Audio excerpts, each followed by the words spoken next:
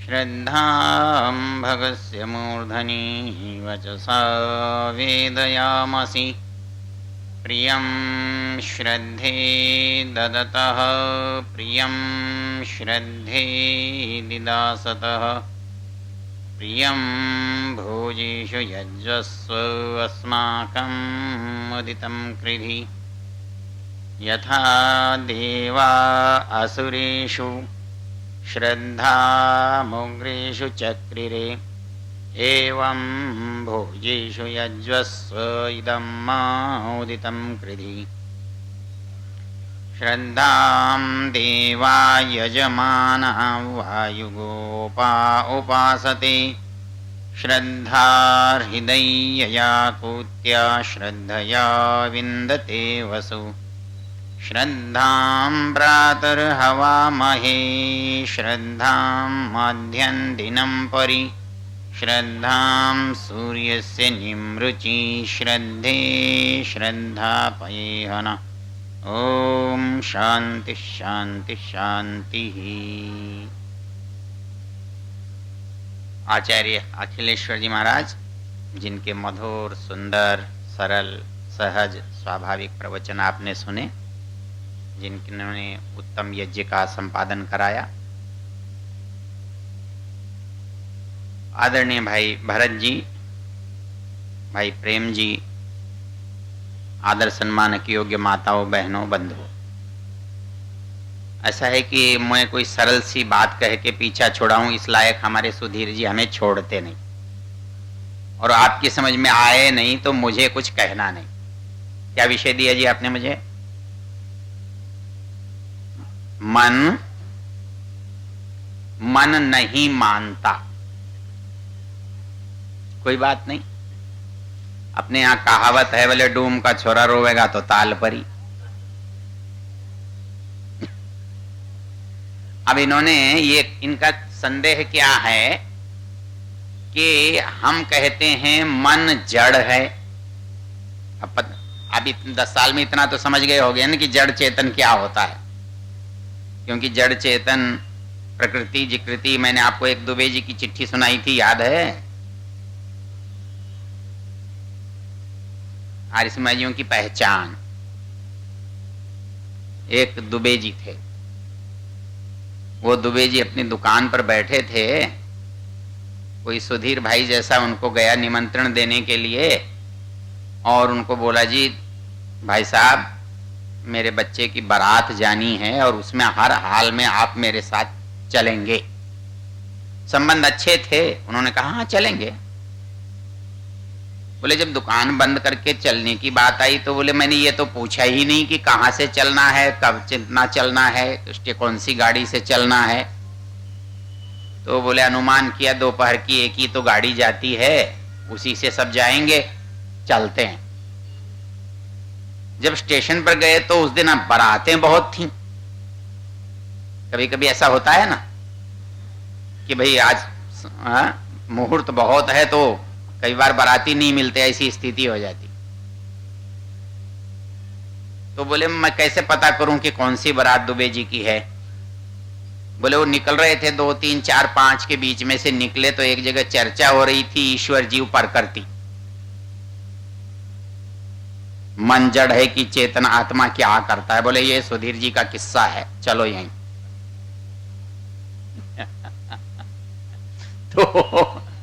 तो ऐसे ये कि कार्यक्रम तो इस बिलासपुर में बहुत होते हैं, पर सुधीर जी का कौन सा है तुरंत पता लग जाएगा कि वहां ईश्वर जीव प्रकृति हो रहा होगा। तो इन्होंने एक सवाल मेरे सामने किया कि हम सब कहते हैं कि मन मानता नहीं एक चीज, और ये अनुभव हम सबको आता है कि हमारा मन मानता नहीं। हम चाहते तो हैं पढ़ना, लेकिन पढ़ने की इच्छा नहीं होती। हम कोई काम करना चाहते हैं, काम करने की इच्छा नहीं होती। जो नहीं करना चाहते हैं उस ओर चले जाते हैं।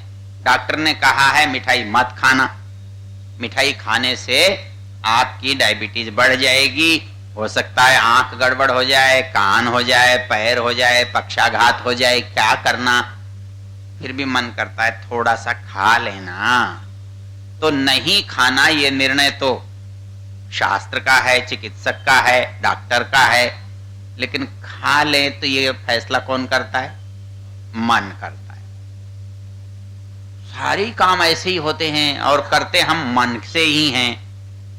तो इनकी शिकायत ये है कि आप कहते हो मन जड़ है और हम सब मन की करने के लिए मजबूर हैं। ये क्या बात है भला? आपने सोचा कभी इस पर? ऐसा क्यों? ऐसा कैसे हो सकता है कि कोई जड़ चीज अपनी मर्जी से चले? ऐसा हो सकता है क्या? आजकल हो सकता है। कंप्यूटर चल रहा है, रोबोट चलेगा, चल रहा है कि नहीं चल रहा है?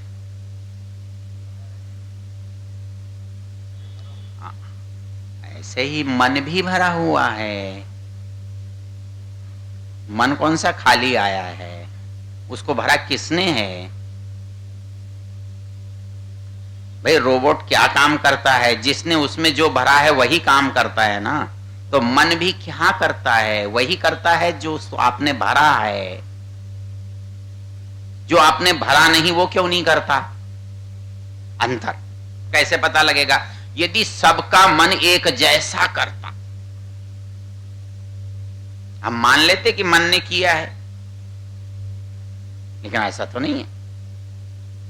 किसी का मन करता है आज सोया जाए, तो किसी का मन करता है घूमने जाया जाए, किसी का मन करता है सिनेमा देखा जाए, किसी का मन करता है भजन पूजन किया जाए। इसका मतलब ये अलग अलग हो रहा है, तो इसका अभिप्राय क्या है?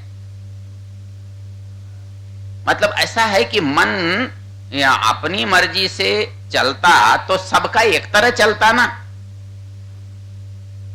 लेकिन सबका अलग अलग चल रहा है। तो बिल्कुल ऐसा सौदा हुआ कि डब्बा तो एक है, माल सबने अलग अलग भर रखा है। जैसे इनकी रसोई देखो ना जाके, आजकल तो चमकीले पारदर्शी डब्बे आते हैं ना प्लास्टिक के, बढ़िया बढ़िया। हाँ, दूर से दिखाई देता है इसमें मिर्च है, नमक है, इलायची है, लौंग है। क्या कमाल है। तो इसका मतलब क्या है? यदि मन जड़ नहीं होता तो किसी भी काम में सब मनों की एक जैसी प्रतिक्रिया होती, लेकिन यहां हर मन तो एक है और प्रतिक्रिया सबकी अलग अलग है। इसका मतलब प्रतिक्रिया मन से नहीं हो रही है, प्रतिक्रिया करने वाला कोई दूसरा है। एक और तरीका ऐसा है कि जो चीज दिखता है उससे बिना दिखी चीज को समझो, यही तरीका है। और तो कोई तरीका है भी नहीं। जो दिखता है उससे जो नहीं दिख रहा है उसका अनुमान करता है आदमी। कैसे? हम यहां सब बैठे हैं, हम सब आयोजक हैं क्या? हम सब तो आयोजक नहीं हैं। हम सब तो इस आयोजन में सम्मिलित हैं। इसका मतलब आयोजक कोई एक है। सुधीर बाबू की दुकान फैली हुई है, सारे काउंटर पर लोग बैठे हैं। हम ये जानते हैं कि जितने लोग काउंटर पर बैठे हैं ये भले ही कितने भी हों, लेकिन हैं तो किसी एक से जुड़े हुए। तो हम बाहर कितने अलग दिख रहे हैं। यदि जड़ चीजें अपना अपना काम करती होती तो एक संकट पैदा होने वाला था, जो सुधीर बाबू की दुकान में होता कि हर नौकर अपनी मर्जी से करता। फिर क्या होता? आपका बुला लेते हमको, है कि नहीं ये बात? अच्छा, इसको क्या है? आंख मेरी देख रही है, कान मेरा सुन रहा है, जड़ है कि चेतन? अब तो 10 साल में सीख गए हो ना।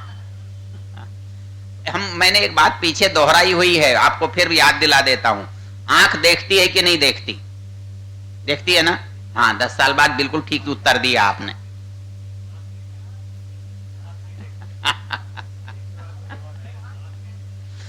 हाँ, मतलब ऐसा है ना, देखो बढ़िया श्रोता मैं उसे मानता हूं जो भूल जाए। मेरी कसौटी है। मेरे व्याख्यान में सो जाए तो मुझे बहुत अच्छा व्याख्यान लगता है अपना। देखो मैंने कितना अच्छा काम किया, मैंने बेचारे को सुला दिया, नींद का परेशान था। और आप नहीं सोओगे तो मुझे कष्ट होगा कि क्या व्याख्यान दिया, एक सोया ही नहीं कोई। उसी तरह से मैं कब आ सकता हूं जब आप भूल जाओ। आप कहोगे याद है तो कहेंगे नहीं उन पंडित जी को मत बुलाना, वो उनका तो सब अपने को याद हो गया, तो फिर मुझे क्या फायदा होगा। ठीक है, अच्छी बात है। अब प्रश्न कितना सा है कि उस दिन हमने ये देखा था कि सामान्य रूप से हम ये मानते हैं आंख देखती है, सामान्य रूप से हम मानते हैं। और ये झगड़ा कब आता है? ये झगड़ा तब आता है जब आप ये कहते हो कि हमको आंखों से ईश्वर को देखना है। तो आंख से देखना है, इसका मतलब दृष्टा कौन हुआ? आंख वो तो आपके जो पक्का हो गया है उसको भूल जाओ थोड़ी देर के लिए। जो संभव है, जो सुना जाता है, जो सब लोग मानते हैं, वैसी बात। उसमें क्या है, हम ये सब मानते हैं कि आंख देखती है। तो मैंने आपको बताया था कि यदि आंख देखती तो मरने के बाद भी इसे दिखना चाहिए, क्योंकि इसमें कोई विकार नहीं है, इसमें कोई विकृति नहीं है, कोई बुराई नहीं है, कोई कमी नहीं है। क्यों कि इसको आप निकाल करके दूसरे क्षेत्र में लगा देते हैं, जीवित में लगा देते हैं और वो देखने लगता है। तो फिर वो आंख तो वही देखती होगी जो मरे हुए देखता था। ऐसा होता है क्या? नहीं। तो आंख क्या है? साधन है। और साधन कभी भी चेतन होता है क्या? यहां से बड़ा सीधा सा सवाल है। मतलब आंख, नाक, हाथ, पैर, कान, ये सब साधन है कि नहीं है? और सब साधनों को इकट्ठा करने के लिए किसी की जरूरत पड़ती है कि नहीं? आपके पास कई सौ नौकर हैं, लेकिन सब सीधे आपसे संपर्क नहीं रखते और न रख सकते, तो आप क्या करते हो? भाई मैनेजर बनाते हो, जनरल मैनेजर बनाते हो, डिप्टी मैनेजर बनाते हो, अकाउंट के सेक्शन मैनेजर, कुछ भी बनाते हो, सेक्शन ऑफिसर बनाते हो। ये सब क्या है? व्यवस्था है ना। तो यदि ये सारी इंद्रियां सीधे सीधे सीधे आत्मा से जुड़ती तो फिर इनमें तालमेल जो बीच में करने का था वो थोड़ा जटिल हो जाता, मुश्किल हो जाता। तो उन्होंने क्या किया कि भाई साधन तो हैं, पर कोई बेहतर जो साधन है उसको साधन के ऊपर रख दिया। तो आंख से कोई काम ले रहा है तो मन ले रहा है कि आत्मा ले रहा है?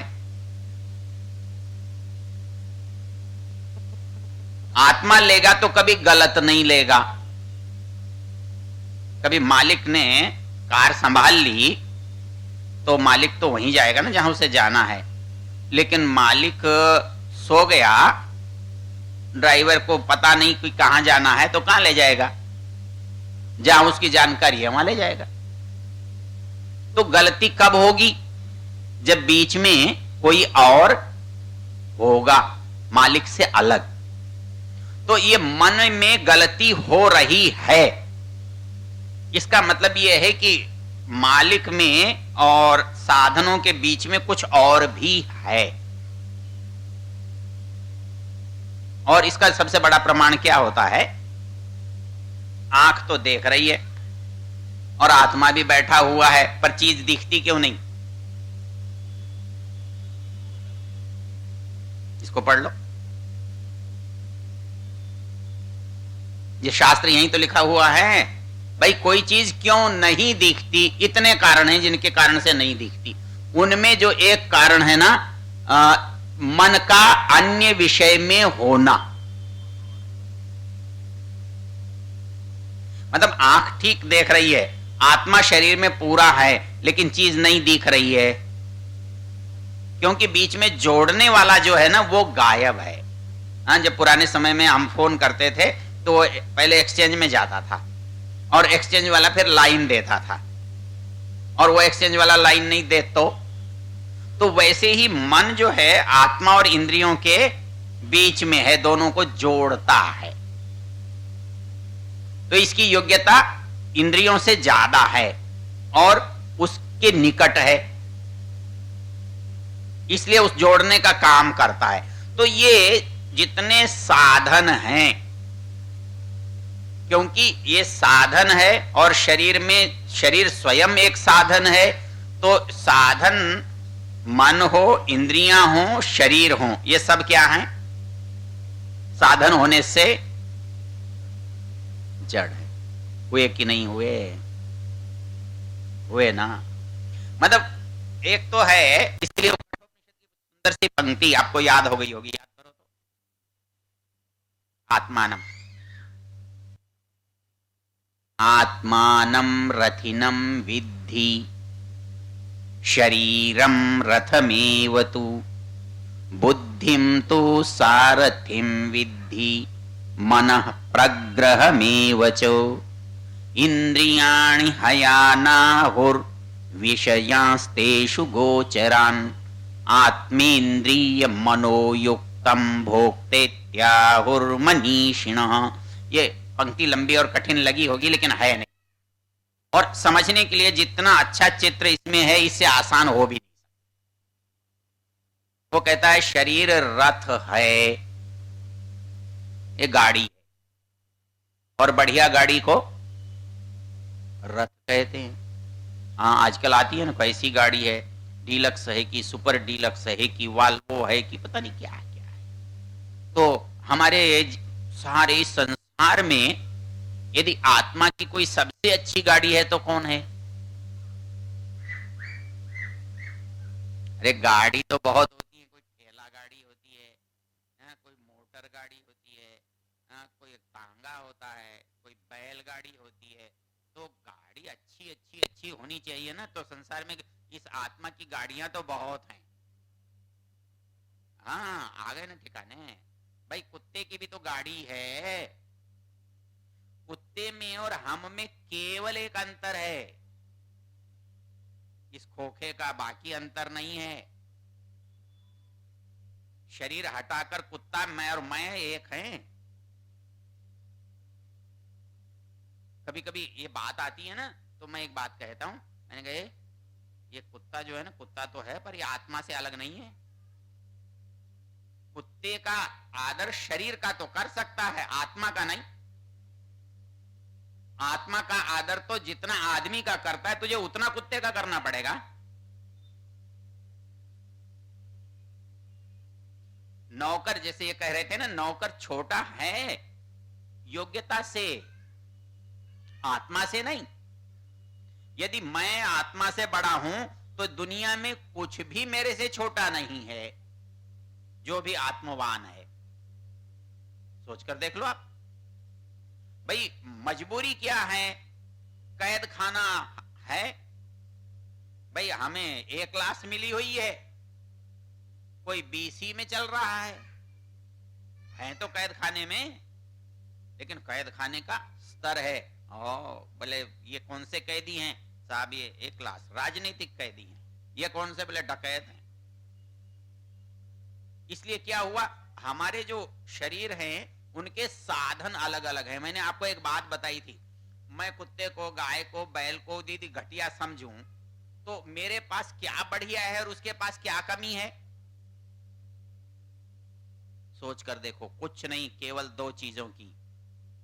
आपको कुत्ता बुरा लगता है क्योंकि चाट कर साफ करता है, और आपके पास हाथ नहीं हो तो आप क्या करो?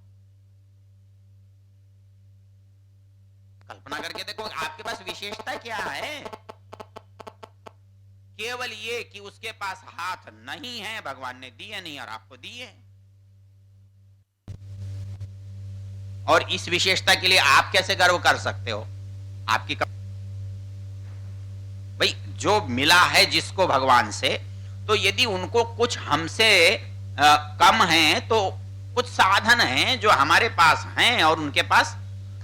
तो किसी के पास आंख नहीं है, तो किसी के पास कान नहीं है, तो किसी के पास पांव नहीं है। बेचारा सांप ऐसे ऐसे ऐसे ही चल रहा है, वो ऐसे तो नहीं चलता। ये अंतर क्यों?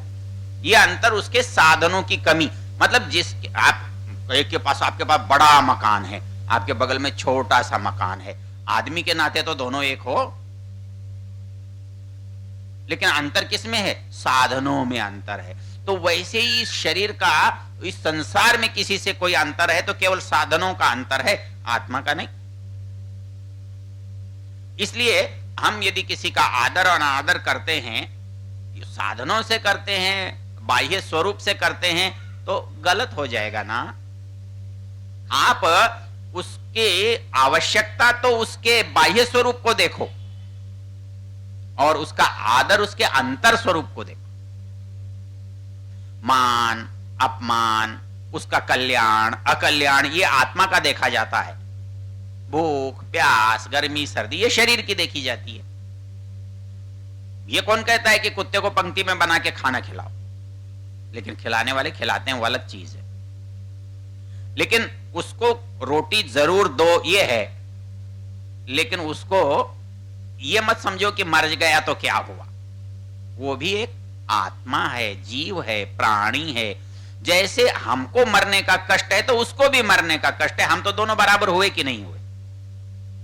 तो आत्मा के संबंध में जब आप बात करोगे, आत्मा के संबंध में विचार करोगे, चिंतन करोगे, तो गीता की पंक्ति याद करो तो आत्मवत् सर्वभूतेषु, तो आप वो कहते हो ना, यह पश्यति स पश्यति शुनि चैव स्वपाके च पंडिता। वो क्या समदर्शी है भाई, वो क्या समझते हैं, कुत्ते को 2 टांग का थोड़ा ही देखते हैं, कुत्ता तो 4 ही टांग का रहेगा, आदमी 2 टांग का रहेगा। बराबरी किस बात की? बराबरी चैतन्य की, बराबरी आत्मत्व की। तो उसके अंदर जो आत्मा को, सबके बराबर आत्मा को देखना, यही तो सबसे बड़ा गुण है। सब आत्माओं को आत्मा के रूप में समझना। उसका आपने यजुर्वेद का प्यारा सा मंत्र है ना, सब में आत्मा को देखना, आत्मा में सबको देखना, परमात्मा में सबको देखना और सब में परमात्मा को देखना।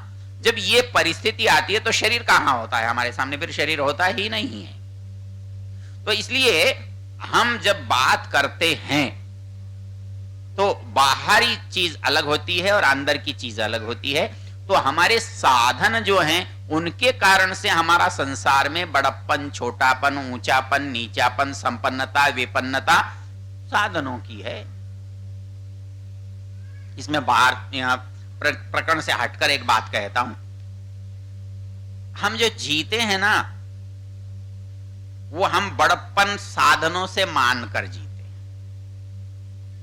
अच्छा एक बात सोचकर देखो, हम किसी के पास गए तो कहेंगे, अरे भाई साहब आप जानते हो इनकी गाड़ी 40 लाख की है, तो ये बड़े कैसे हैं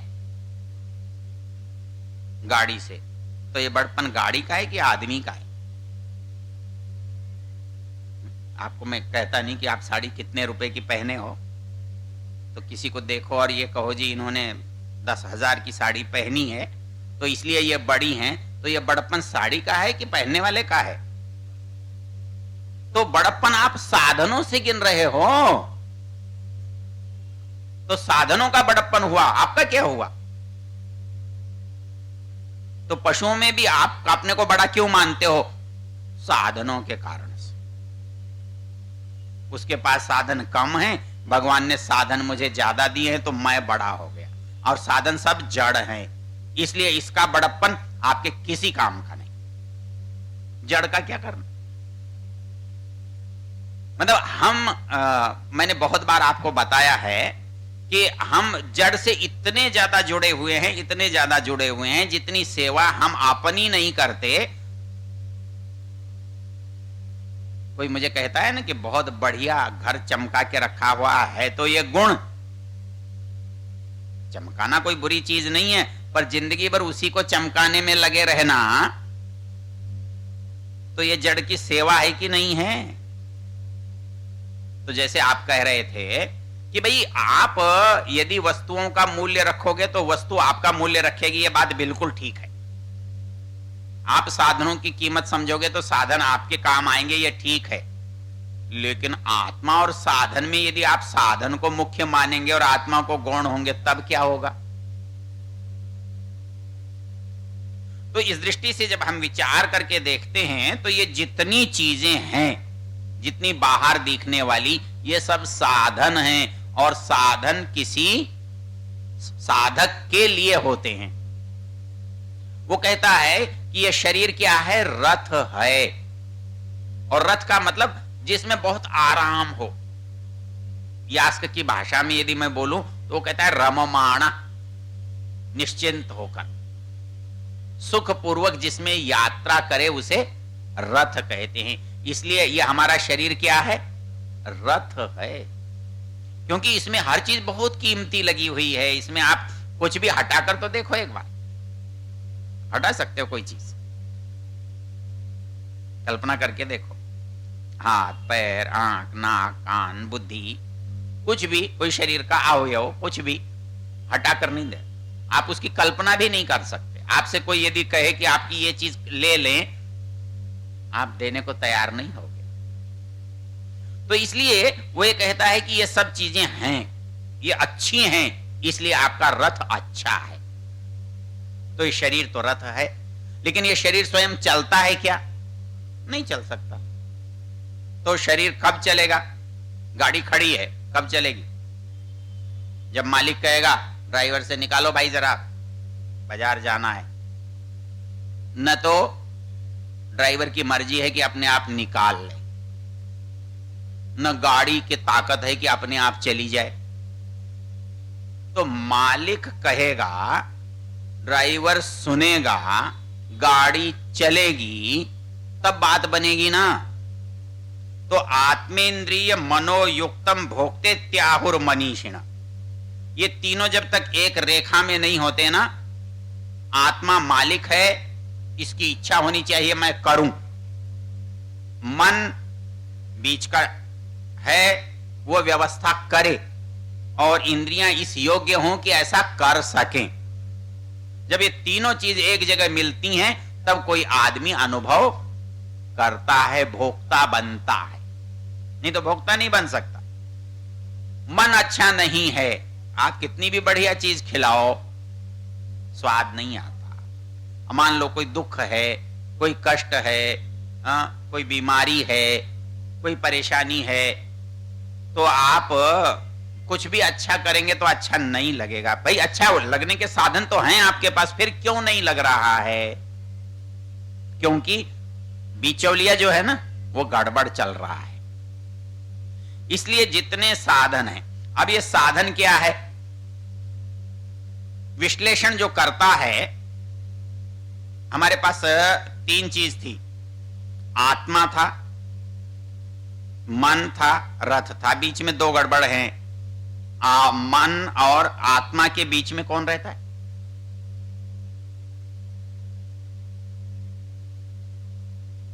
वो तो मुझे ये याद रखें इसलिए पूछता हूं, कौन रहता है? उसे चित्त नहीं कहते, उसे बुद्धि कहते हैं। वैसे चित्त से काम तो चल जाता है, लेकिन चित्त कहने से अर्थ दूसरा निकलता है। ज्यादा गहराई में आपको नहीं ले जाऊंगा। देखो, आत्मा है, बुद्धि है, मन है, इंद्रियां हैं, ये हमारा क्रम है। मालिक है आत्मा। यदि मन को मालिक मानोगे तो मन और आत्मा दो मालिक हो जाएंगे, एक शरीर में चलेगा। और मन चेतन नहीं है और आत्मा चेतन है, जड़ नहीं है। तो जिस आदमी से काम लेना हो, उस जात का आदमी मिल जाए तो ठीक काम आता है। भाई यहाँ का भाषा भाषी कंपनी वाला काम करवाता है, तो भारत में वो सोचता है कि भारत की भाषा वाला आदमी मिल जाए, भारत की चीजों को समझने वाला मिल जाए तो उसका काम ठीक होगा। तो इन भौतिक पदार्थों से जो काम लेने वाला है वो कौन है? मन है। वो भी भौतिक है, इसलिए इनको बहुत आसानी से समझता और पकड़ता है। मतलब यदि अपनी मर्जी से कर सकते तो आंख पैर भी अपनी मर्जी से कर सकते। यदि आप ये मानो कि मन अपनी इच्छा से कर सकता है, तो फिर हाथ पैर भी अपनी इच्छा से कर सकते हैं, क्योंकि जो योग्यता मन की है वो तो इंद्रियों की भी है, कम और ज्यादा ही तो है। लेकिन ऐसा नहीं है, इसलिए ये नहीं कर सकती तो वो भी नहीं कर सकता, और दोनों कर रहे हैं तो किसी तीसरे के कारण से कर। इसलिए करना किसका धर्म है? चेतन का। और उपयोग में आना धर्म है जड़ का। कर्ता जो है वो चेतन है और उपयोग में जो आ रहा है वो जड़ है। तो आप बताओ मन जड़ है कि चेतन है? आपका संकट क्या है मालूम है?